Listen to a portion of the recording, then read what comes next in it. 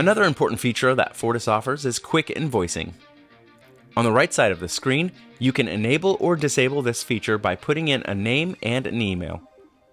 Later, in the process of creating an invoice, you can produce an invoice with a pay link that the customer can click on and use to pay that invoice. In FortisPay transactions, you can take all the payments, and instead of going into AR, you will do everything within the FortisPay module. During installation, we place an API syncing link that can either be manually or automatically updated with a task scheduler to update the system at the perfect time that the customer prefers.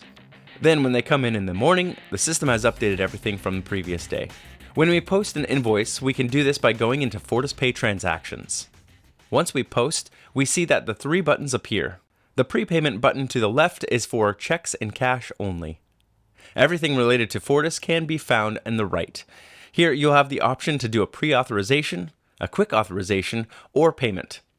Since we want to use quick invoicing, we will hit all and post and go straight to the invoice entry or to entry invoice and pick up our shipment number. Then we can print the invoice or email it. To make this work, we have to make sure that we are set up in AR. Under the third tab, Processing, we make sure that we select the delivery method to be email and not physical mail. If we have set it to mail, it will send out the paper copy of the invoice in an envelope. We want to have that on email contact and then make sure that on the second contact we have that email address listed. We can select the delivery method, which means that it will be emailed.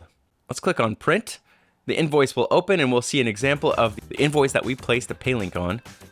And so the customer can click pretty much anywhere to see a digital version of the invoice. Fortis utilizes the email system from Sage. We place the link within the templates and Crystal Reports, which is part of Sage. If you have an invoice set up in Crystal Reports, we can just go in and pay that link. One incredible functionality is that the customer not only sees this specific invoice, but also sees the other invoices that they may have open and that need to be paid. This setting is something you can turn on and off in the gateway, but most customers will be very excited to see this feature because it allows them to pay multiple invoices at once just by entering their card information one time. We now can process these 4 invoices.